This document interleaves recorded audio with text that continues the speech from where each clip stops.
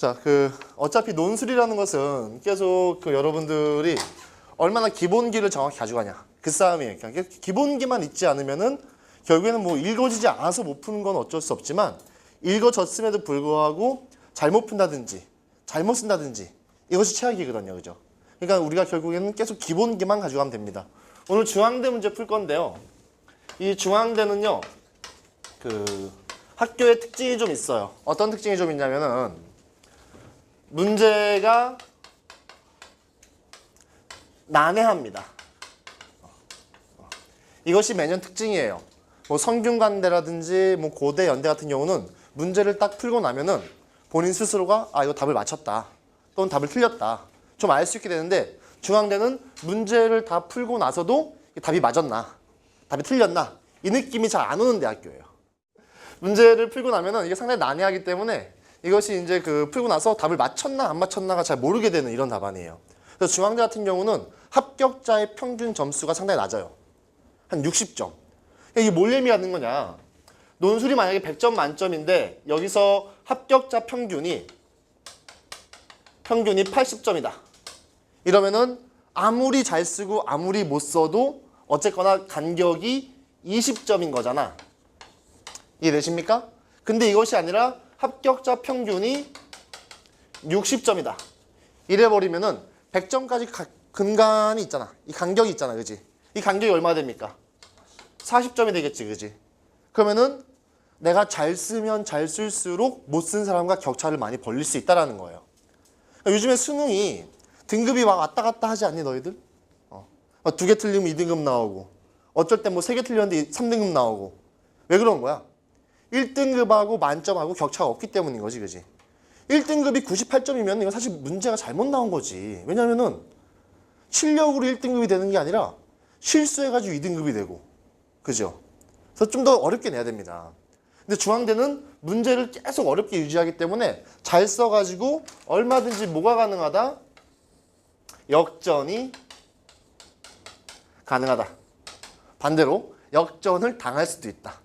논술에서. 상당히 좀 어려운 문제입니다. 서강대 같은 경우는 제시문 읽기가 좀 힘들었잖아요. 그죠? 우리 저번에 풀 때 보니까 제시문을 읽어도 모르겠더라. 뭐 이건데 중대 같은 경우는 제시문을 다 읽고 이해했는데 도대체 뭘 어떻게 써야 되냐. 이런 느낌이 강하게 있을 수 있어요. 어떻게 하는지 지금부터 같이 풀어보겠습니다. 자, 2013학년도 중앙대학교 논술기출문제 인문계열 자, 뒤에 논제부터 봐야 되겠죠. 자, 논제부터 봅시다. 넘기시면은 논제 1번이 있습니다. 논제 1번. 대상의 인식이라는 관점에서 자, 대상의 인식이라는 관점에서 논제에서 뭐부터 주고 있습니까? 우리한테 관점부터 주고 있다. 이 관점이 뭐야? 대상의 인식이다.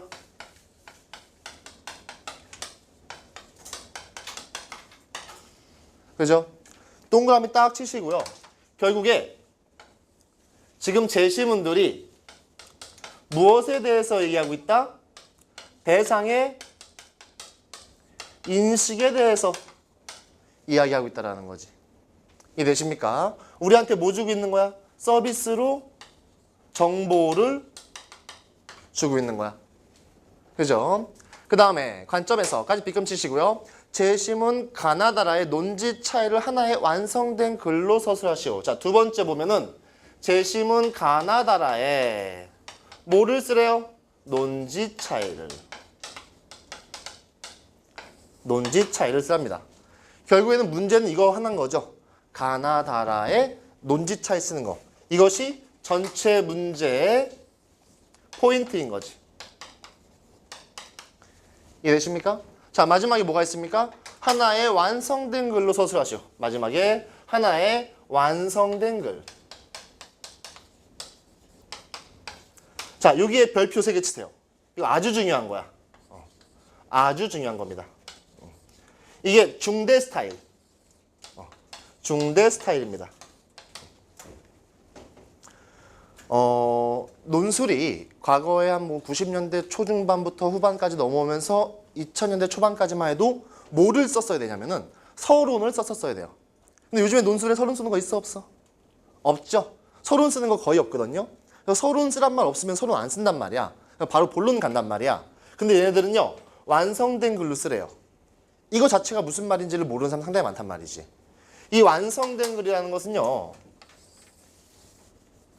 서론, 본론, 결론의 구조를 취하라고 얘기하고 있는 거예요. 그러니까 이것이 다른 대학도하고는 큰 차이가 있는 거지. 서론의 구조, 본론의 구조, 결론의 구조를 취하라는 거야. 자, 우리 고3이니까 서론, 본론, 결론이 뭔 줄 알잖아, 그지? 그럼 본론이 가장 중요한 얘기잖아, 그지? 본론이니까. 이해되십니까? 그럼 본론에 뭐 쓰면 되겠니? 그렇지. 동그라미 친 거. 가하고 라까지 가면서 논지 차이를 쓰시면 되겠죠, 그죠? 그럼 서론에 원래 뭐를 쓰냐? 서론에 원래 뭐를 쓰냐? 공통점을 쓰시면 됩니다.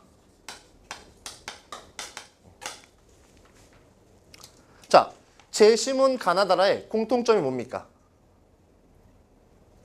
그렇지. 그렇지. 금방 좋아졌어. 여러분들이 지금 이제 수업을 6회차 듣고 있나요? 그런데 이렇게 빨리 발전하다니. 강사가 완벽하니까. 그죠? 얘를 쓰는 거지. 얘를 쓰는 거지. 다시 말하면은 원래 이 문제라는 건요, 제시문 가나다라의 논제 차이를 하나의 완성된 글로 서술하시오. 이게 원래 문제인 거야. 근데 앞에 서비스로 공통점 주고 있는 거지. 역대 중대 문제를 쫙 살펴보면은 이거 안 줄 때도 있고 줄 때도 있어요. 그러면은 안 줄 때는 왜 안 줬게? 그렇지. 제시문이 쉴 때 잘 안 줘요. 네가 찾아내. 이거고, 제시문이 너무 어려워. 문제를 풀어보니까 내신 교수님이 이거 애들 못 풀겠다. 본인들 지금 생각이 드는 거야. 그러면은 이런 식으로 서비스 정보를 준다는 얘기죠. 자, 이해되십니까? 공통점이 서론이고요. 차이점이 본론이고요. 자, 결론에 뭐 쓰면 될까요? 결론은 둘 중에 하나입니다. 정리 및 범주화. 범주화. 이게 중요합니다. 범자 좀 똑바로 쓸게요. 범주화. 정리라는 것은요, 말 그대로 본론에 있던 내용을 간단하게 쏙 정리만 해주면 되는 거고요. 범주화라는 것은 바운다리를 잡아봐라 이런 얘기죠. 그래서 뭐 이런 식으로, 예를 들면 뭐 이런 식으로 만들어봐라. 이런 겁니다. 자, 그래서 중요한 내용이 있는데, 중대 문제를 쭉 보다 보면은 이게 될 때도 있고 안 될 때도 있어요. 그럼 이게 되게 애매한 거야. 매년 이게 됐다 하면 너희들이 어떻게든 범주를 만들어 놓으면 되잖아. 그지? 그럼 매년 안 됐다 하면은 범주를 안 만들면 되잖아. 근데 어떤 년에는 되고, 이게 무슨 욕 같네요. 어떤 년에는 안 되고, 이러니까 이것이 할지 말지가 고민된단 말이야. 자, 알려드릴게요. 범주화는요, 확신이 있으면 하세요. 확신이 있으면 범주화하는 겁니다. 얘는 땡땡땡땡이야.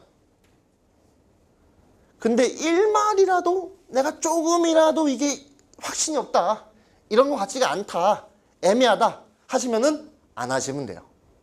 왜냐면은 범주화를 만약에 안 했다, 정리만 했다, 그러면은 감점이겠죠. 그죠? 근데 범주화를 했다가 틀렸다, 이러면 틀린 거예요. 무슨 말인지 이해되십니까? 그냥 굳이 우리가 확신도 없는데 틀릴 이유가 없잖아요. 이해되십니까? 그렇기 때문에 범주화라는 것은 완전하게 확신이 정확하게 있다 하면은 딱 해가지고 남들보다 높은 점수 가는 거고요. 확신이 없다 하면은 하지 않으시는 것이 그냥 살짝 감점 정도 되는 정도니까 크게 신경 쓰지 않아도 된다. 자, 다시 한번 설명할게요. 자, 논제에서 관점 먼저 주고 있습니다. 이 관점 왜 주는 겁니까? 제시문이 좀 어렵다 보니까 미리 정보를 주는 거예요. 결국에 이 문제의 포인트라는 것은 가하고 라의 논지 차이를 쓰는 거지. 그리고 마지막에 완성된 글입니다. 자, 이 완성된 글이라는 것은 서론, 본론, 결론의 구조를 가지고 있는 거니까 서론에서는 뭐 쓴다? 공통점 쓴다. 본론에서 뭐 쓴다? 가장 중요한 포인트인 차이점 쓴다. 결론에서는 뭐 쓴다? 정리하거나 범주화한다. 자, 근데 중요한 것은 범주화는 확신이 있을 때만 해야지 그냥 대충 하다 보면은 아예 문제를 틀리게 된다는 거예요. 자, 이렇게 서론, 본론, 결론의 구조가 있으니까 대략 생각해도 글자 수가 많겠니 작겠니? 많겠지, 그지? 제시문도 4개죠. 서론, 본론, 결론이 써야 되죠, 그죠? 근데 논제의 글자 수 얼마 나와 있어요? 530에서 550. 이게 문제야, 지금. 글자 수가 530에서 550이야. 그지? 요 간격도 얼마밖에 안 돼? 20자밖에 안 돼. 너희들이 이렇게 문자 많이 보내잖아요. 그죠? 요즘 이제 카카오톡 때문에 문자 잘 안 보내는데 문자 보내면 거기다 띄어쓰기 안 하면 몇 글자 쓸 수 있니? 80바이트니까. 40글자지, 그지? 띄어쓰기 좀 하다 보면은 하고 싶은 말이 주로 넘어가니 아니면은 칼 남니? 뭔가 좀 길게 얘기하려면 다 넘어가 버린단 말이야, 그지? 거기 몇 문장 쓰는 게 아니잖아, 우리 대부분. 그러니까 한 문장도 안 되는 글자라는 거죠, 어떻게 보면 20자는. 이해되십니까? 아주 깔끔하게 쓰셔야 돼요. 자, 언급해야 되는 제시문이 몇 개라고요? 4개라고요. 가, 나, 다, 라. 공통점 써야죠. 정리해야죠. 자, 공통점 아주 짧게 썼다. 한 문장 썼다 하면은 70자라고 합시다. 오케이? 그러면 마지막에 정리하거나 범주하잖아, 그지? 그럼 얘도 아주 짧게 써봤자 70자라고 합시다. 그럼 벌써 얼마 까먹었어요? 그렇지, 140 까먹었지. 그지? 빼면 얼마 남았니 이제? 꼴랑 한 400자밖에 안 남았지, 그지? 이해되십니까? 400자밖에 안 남았는데 언급할 제시문이 4개야. 각 제시문은 몇 글자라는 거야? 100자 정도라는 거지. 100자라면 몇 문장이니? 그렇지, 거의 한 문장인 거죠. 2문장이 안 되는 거지, 그지? 그러니까 너희들이 중앙대 문제 풀 때는 제시문의 정말 포인트를 한 문장으로 정확하게 집어내야 된단 말이야. 이것이 조금 빗나가게 되면은 좋은 점수가 나오지 않아요. 그러니까 중대 같은 경우는 지금 이것도 정답이 정해져 있겠니, 안 정해져 있겠니? 완전 정해져 있겠지, 그지? 가는 뭐고 나는 뭐고 다는 뭐고 정해져 있을 거 아닙니까, 그죠? 근데 여기서 40점 만점인데 중대에서 어떻게 얘기하냐면은 글이 매우 논리적이면은 4점 감산된다. 그러니까 감산이라는 것이 뭐냐면은 가산점이 있다. 글이 매우 논리적이 아니면은 4점이 오히려 마이너스가 된다 이렇게 얘기합니다. 근데 40점 문제에 4점이니까 엄청 큰 거지. 이해되십니까? 자, 그러면은 이 중대에서 논리적이면은 4점을 가산해 주고요. 논리적이지 않으면은 4점을 감산해 주는데 이 논리적이란 말이 의미하는 바가 뭐가 될까? 도대체 이걸 어떻게 논리적으로 쓸까? 만약에 예를 들어서 얘도 다 정답이야, 그지? 다 딱딱딱 맞춰 썼단 말이야. 근데 누군 논리적이고 누군 논리적이지 않단 말이야. 이거를 어떻게 판가름할 수 있을까? 결국에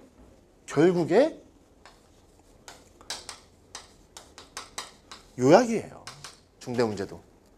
무슨 말인지 이해되십니까? 결국에는 논리적이냐 아니냐 요약이다.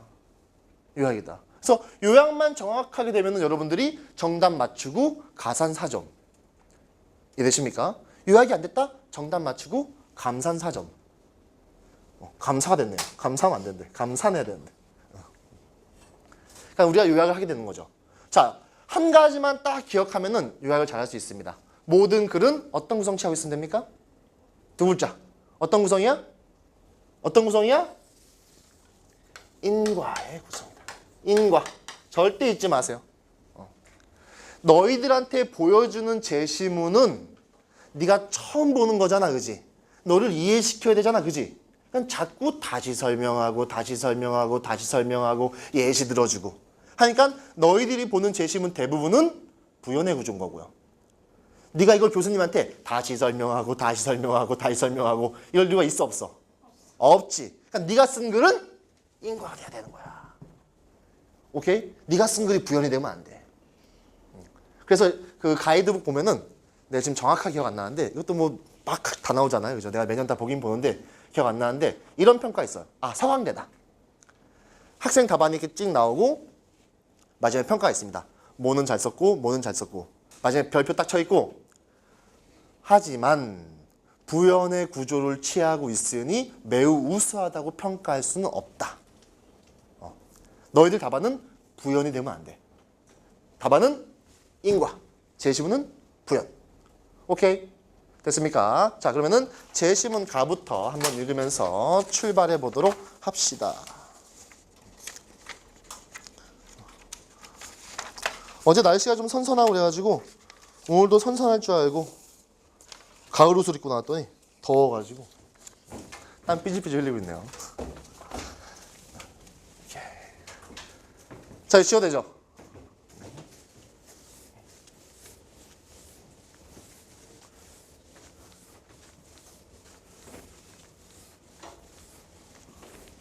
여기는 설마 그런 학생들이 없겠죠. 오늘 내가 딴 학원에서 아침에 수업을 하고 왔는데 학원에 출근해가지고 강의실 딱 들어왔더니 학생들이 단체로 핸드폰을 만지고 있는 거야.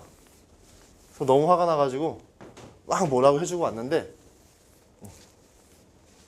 문제를 이제 좀 수업 오래 들은 친구들이거든요. 그래서 오늘은 문제 못 풀어줄까 해서 이제 애들이 풀어달라는 풀어줘요. 근데 연세대를 풀어달라는 거야. 그래서 내가 아까 방금 안 그래도 지금 화가 나 있는데 더 화가 나가지고 바로 배치표를 까줬어요. 깠더니 점수가 연세대는 뭐커녕 저 밑에도 못 가는데 자꾸 이제 연세대만 풀어달라고 그러는 거지. 환상인 거지, 환상인 거지. 여러분들도 혹시 뭐 핸드폰이라든지 PC방 다니나? 안 다니지. 안 다니게 생겼어. 성실하게. 그렇게 자꾸 이게 시간 흘려보내시면 안 됩니다. 자, 원래 즐거운 얘기 하려고 했는데 우울한 얘기가 됐네요. 자, 다음 글을 읽고 물음에 답하시오. 제시문 가 보겠습니다. 자, 제시문 가 위에다가 대상에 대한 인식이라고 쓰세요. 자, 이거 쓰는 이유는 뭐냐? 이거 쓰는 이유는 뭐냐? 혹시 읽다가 우리가 관점을 놓칠까봐 이 관점을 절대 놓치지 않겠다라는 어떠한 의도적 장치가 되겠습니다. 이해되십니까? 자, 우리는 가를 철저하게 어떻게 읽어야 돼? 대상을 인식하는 방법이 어쩐지를 보면서 읽어야 된다. 자, 봅시다.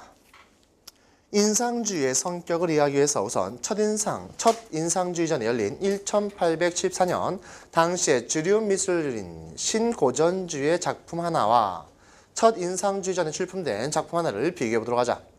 윌리엄 부그로의 님프와 사티로스, 클로네 모네의 인상해돋이가 바로 그것이다. 이 두 점의 작품은 동일적인 파리에서 같은 시대에 제작된 것이었다까지 첫 문단이네요. 이 첫 문단에 지금 중요한 내용이 있는 것 같아, 없는 것 같아? 별로 없는 것 같지, 그지? 패스해버리고요. 윌리엄 부그로의 님프와 사티로스 그리 신화를 주제로 하고 있다. 신고전주의 그림들은 모두 줄치세요. 종교, 역사, 신화의 이야기를 다루고 있으며 그러한 이야기가 있는 그림을 통해 윤리와 지혜를 가르치려고 하고 있다. 뭐 하고 있습니까? 가르치려고 하고 있습니다. 이에 비해 클로드 모네의 인상해돋이는 특별한 이야기가 없다. 자, 뭐가 없대? 이야기가 없대. 그것은 화가들이 흔히 맞닥뜨리고 또는 알고 있는 풍경이나 거기에는 이야기를 통한 교육이란 없으며 뭐가 없대? 교육이란 없대. 단지 시간에 따라 변하는 한순간의 풍경이 있을 뿐이야. 단지 뭐가 있을 뿐이야? 한순간의 풍경만 있을 뿐이야. 바로 이러한 역사와 교훈의 부재에 줄 땅 치시고 별표 땅땅 치면 되겠죠. 당대 미술의 애호가의 교육자와 비평가를 끝으로 분노케 한 하나의 원인이 되었습니다. 자, 1문단, 2문단 통틀어서 가장 중요한 게 뭐가 되겠습니까? 역사와 교훈의 부재가 되겠죠. 그죠? 자, 지금 가를 보시면은 1문단, 2문단 다 통틀어서 가장 중요한 것이 역사와 교훈의 부재. 이 이전에는 뭐가 있었다는 얘기예요? 역사와 교훈이 있었다는 얘기죠. 그죠? 이 이후에는 이제 없어졌다 이런 얘기죠.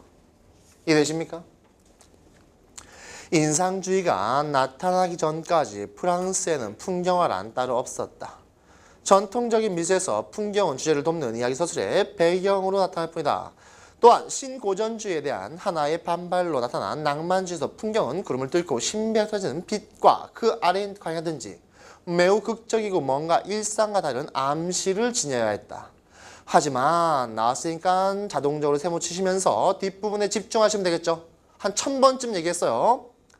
인상주의의 그림에서는 특별하거나 이상화된 자연이 아니라 매우 일상적 자연이나 도시 풍경이 등장합니다. 인상주의에서는 일상적 자연이나 도시 풍경이 존재하고 있다. 그리고 자연과 풍경이 그 자체로 주제가 되어 나타납니다. 자, 칠판 보세요. 결국에 역사와 교훈이 부재됐다 하고서 그 다음에 인상주의는 일상적 자연, 도시 풍경이 그려지고 있다. 여기와 여기를 연결하는 글의 구조가 뭐야? 글의 구조가 뭐야? 아니, 글의 구조가 뭐야? 부연이지 뭐야? 그렇죠? 역사와 교훈이 없어. 그냥 보이는 대로 그려. 이게 인상주의야. 이런 얘기잖아. 결국에는 부연의 구조로 가고 있는 거잖아. 아까 얘기했죠. 모든 제시문은 대부분 부연. 네가 쓴 글은 인과. 이게 논술에서 가장 중요하다. 님프와 사티로스에서 우리는 붓 자국을 발견할 수 없다. 거기에는 다만 형체만 있을 뿐 윤곽선도 없다. 그러나 인상 해돋이에서 그림 전체에 춤추듯 움직인 붓 자국이 남아있다. 이 그림을 자세히 보고 있느라면 붓이 캠퍼스 필름과 부딪히고 스칠 때 나는 소리가 들릴 것 같다. 거기엔 어떤 분명한 형체가 아니라 붓의 움직임이 남긴 선들만 있다. 전통적인 입장에서 보면 이러한 그림은 그저 스케치거나 시작도 제대로 하지 않은 것이다. 어떤 입장에서 보면은? 전통적 입장에서 보면은. 왜? 전통적 입장에서는 반드시 뭐가 있어야 돼? 역사와 교훈이 있어야 돼. 근데 그거 없어. 그냥 일상적 자연과 도시 풍경을 그렸단 말이야. 이해되십니까? 이러한 색채와 붓질 때문에 인상주의 그림이 대체로 형태의 단단함, 입체감, 중량감이 감소한다. 거기에는 가볍고 현란한 색채 축제가 있으며 시시때때로 변하는 세계, 그 순간에 포착만이 있다. 자, 뭐가 있다고요? 시시때때로 변하는 세계, 그 순간에 포착만이 있다. 시시때때로 변하는 세계.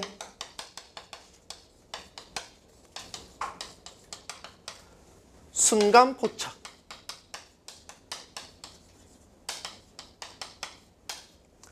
자, 칠판 보시게 되면은 시시때때로 변하는 세계와 순간 포착만 있다는 얘기는 다시 말하면 뭐가 되는 거야? 역사와 교훈이 부재되어 있다는 얘기 하고 있는 거지, 그지? 계속 무슨 구조 취하고 있는 거야? 부연의 구조 취하고 있는 거야. 여러분들이 정확하게 이것만 이해하셔도 제시문인데 엄청난 도움이 된단 말이야. 모든 제시문은 부연이다. 이 얘기는 내가 2007년도에 최초로 대학원에서 주장했습니다. 아무도 믿어주지 않았어요. 지금 증명됐죠. 웃사고 한 얘기야. 진짜 여자들이란 얘기 아니라 부연 취하고 있는 거죠. 그것은 이념이나 신앙을 통해 본 세계가 아니라 순간의 인상 동그라미. 순간의 인상. 자, 순간의 인상이다. 인상이다. 자, 칠판 보세요. 자, 우리가 지금 뭐 여기서 보게 되면은 지금 뭐 인상주의와 신고전주의 나오고 있잖아요. 그죠? 근데 우리가 지금 어떤 회화의 특성을 보려고 그러는 거니? 대상을 어떻게 인식하는지 보려고 그러는 거니? 대상을 어떻게 인식하는지 보려고 그러는 거니까 어떤 회화의 특성이 뭐 붙이리 어쩌고 이런 것들 내용 나올 필요가 있다 없다? 없다. 그러면은 결국에 어디가 포인트겠니? 대상을 어떻게 인식해? 순간적으로 포착해. 순간의 인상이야. 얘네는 뭐는 없어? 역사와 교훈은 없어. 다시 말하면 뭐가 없는 거야? 어떠한 관념, 사유, 주제 없는 거란 말이야. 이해되십니까? 자, 내가 그림을 잘 못 그리지만 여기다 꽃을 그렸단 말이야.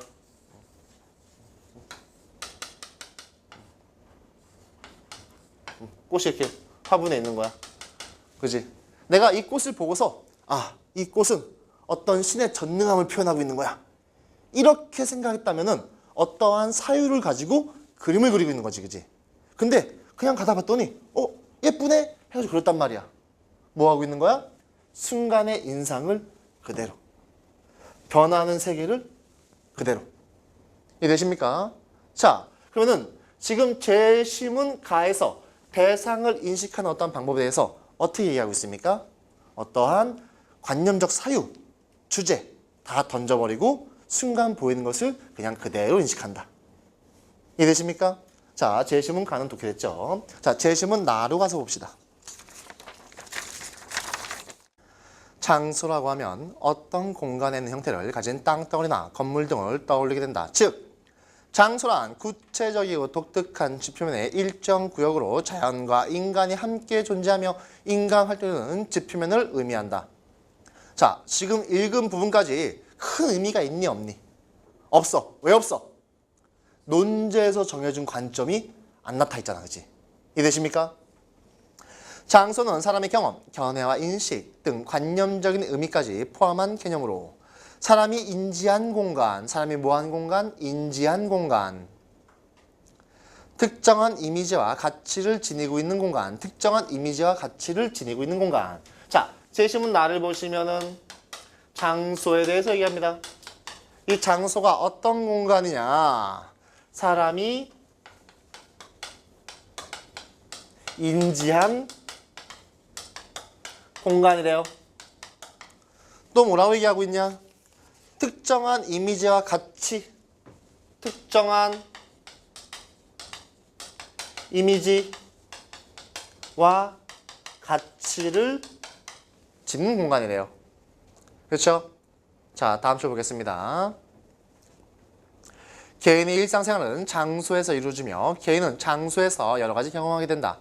사람들은 장소에 대한 경험을 바탕으로 하여 장소에 대한 이미지를 생성하고 의미를 부여한다. 장소에 대한 뭐를? 경험을 바탕으로 여기다가 의미를 부여하게 된다. 그렇죠? 장소에 대한 경험은 직업, 나이, 사회적 지위에 따라 다르기 때문에 동일한 장소라도 사람마다 인식의 차이가 나타나며 뭐 나타나며? 인식의 차이가 나타나며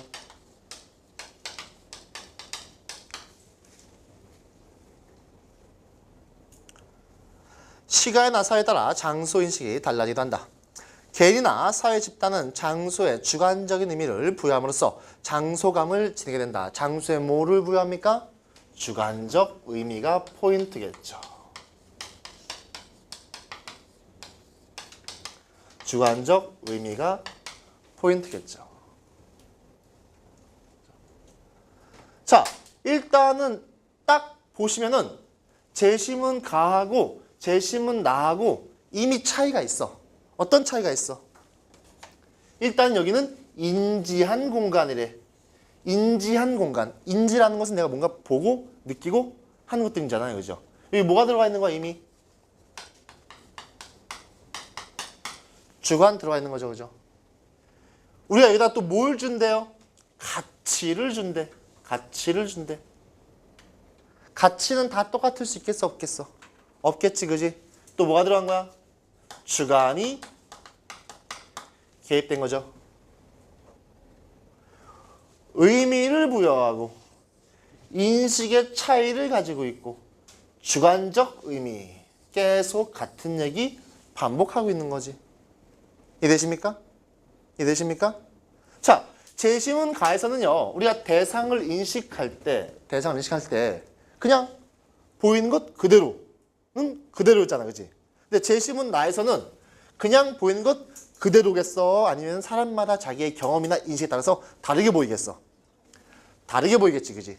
그래서 재심은 가하고 재심은 나하고는 차이가 있을 수밖에 없죠. 오케이. 쉽죠? 어렵지 않습니다. 자, 재심은 다. 아하, 재심은 다 내가 좋아하는 거야. 자, 이거 장르가 뭐야? 그지? 이건 알지, 이제 장르는. 그죠? 문종이 뭐야?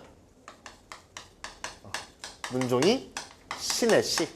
자, 시는 다른 말로 하면은 문학이네. 그지? 돌려 말하기. 어떻게 바꿔줘야 된다 그랬어? 그렇지. 직접 말하기 형식으로 바꿔줘야 된다. 아주 기본입니다. 너희들이 가서 이것만 정확하게 해도 남들보다 확 다른 글을 쓸 수 있다고.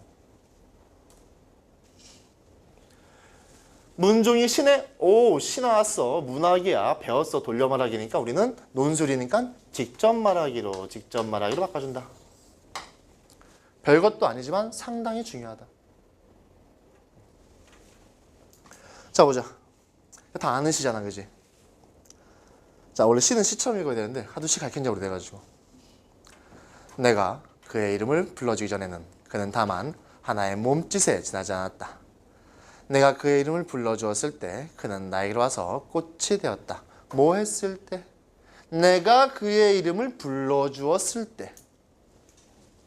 내가 그의 이름을 불러주었을 때 그는 나에게로 와서 뭐가 됐냐? 꽃이 되었다. 그죠? 내가 그의 이름을 불러주었을 때 내가 그를 인식했을 때 그지? 그는 몸짓에 지나지 않았는데 내가 인식하니까 꽃으로 변했지. 그지? 그도 의미를 갖게 되었다. 이런 거죠.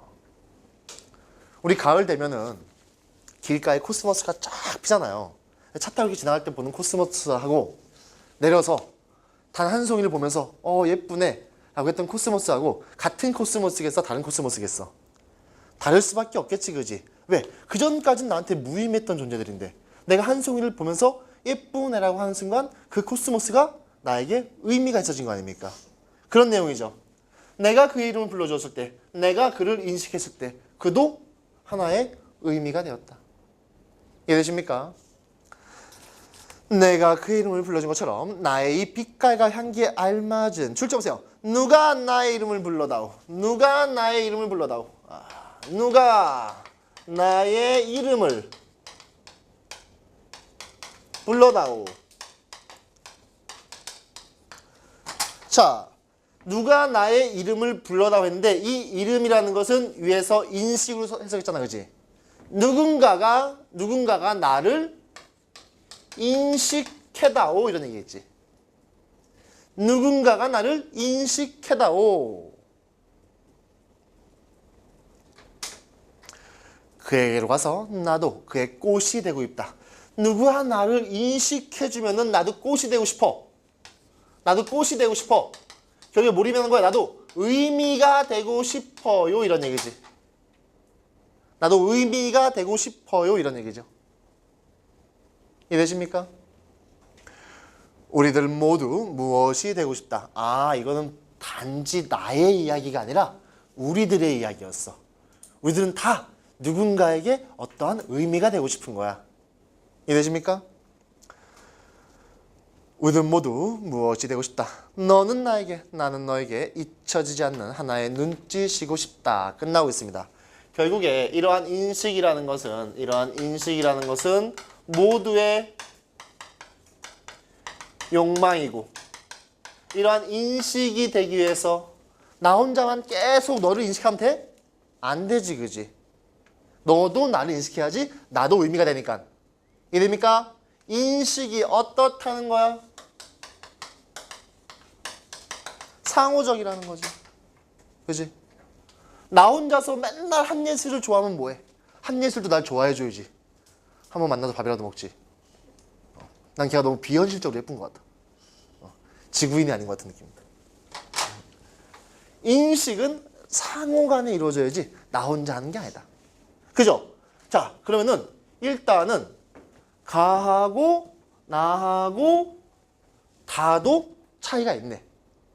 얘들은 인식이 한방향적이었잖아. 그지? 근데 얘는 양쪽으로 같이 왔다 갔다 해줘야지만 먹어준다는 얘기잖아요. 이해되십니까? 자, 어렵지 않죠? 자, 재심은 라 보겠습니다.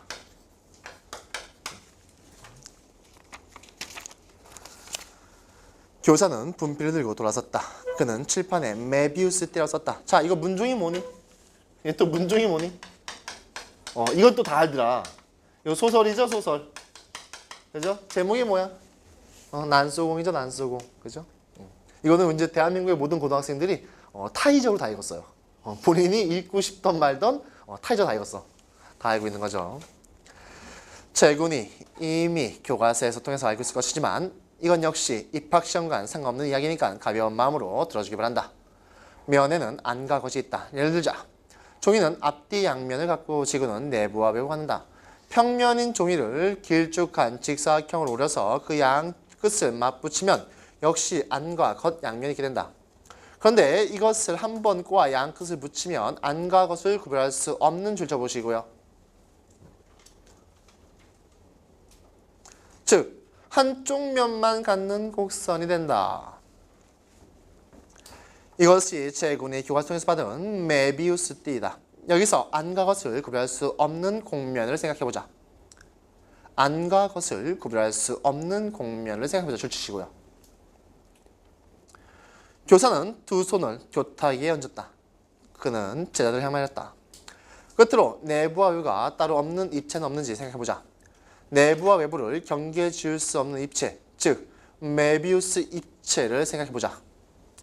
우주는 무한하고 끝이 없어 내부와 외부를 구분할 수 없을 것 같다. 간단한 메비우스 띠에 많은 진리가 숨어있는 것이다.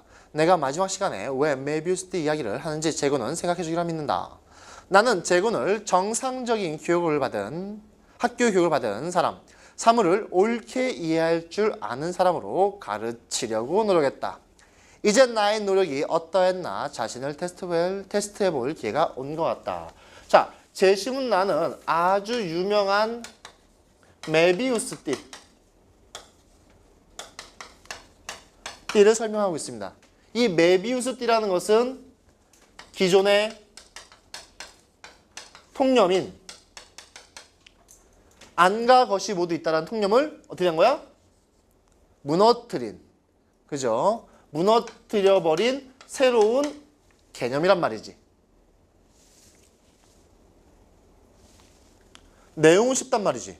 근데 이 쉬운 내용을 우리가 어디에 연결시켜야 돼? 대상의 인식에 연결시켜야 되겠지, 그지? 그럼 얘는 지금 메비우스 띠를 딱 만든 다음에 봐봐. 이렇게 기존의 생각과 다른 것도 존재할 수 있는 거야. 라고 얘기하고 있는 거지, 그지? 그럼 뭐가 되겠습니까? 고정관념에서 탈피해라. 또는 흑백 논리에서 탈피해라. 이런 식의 이야기들을 하고 있는 게 될 수 있겠죠. 이해되십니까? 자, 정리하자면은 재심은 가는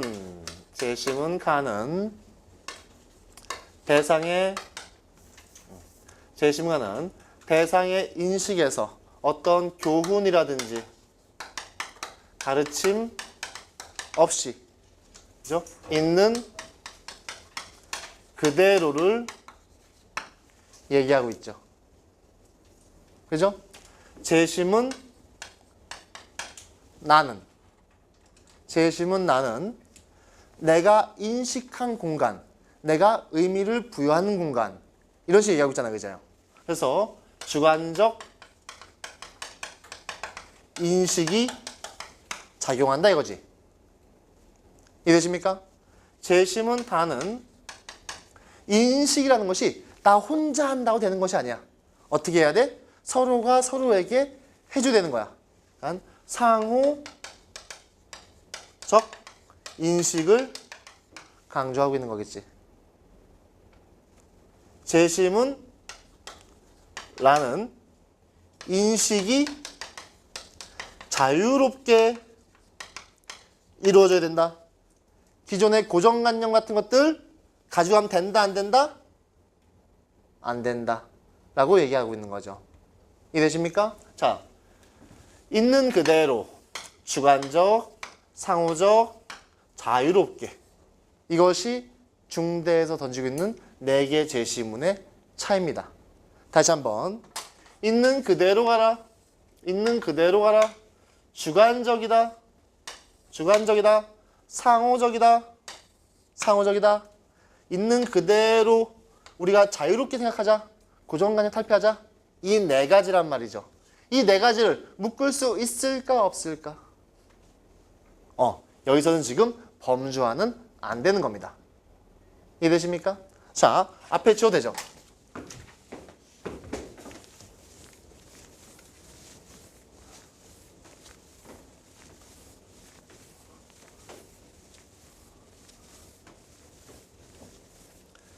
내가 칠판 지우기 싫어서 이 칠판 지우는 기계를 고안했어.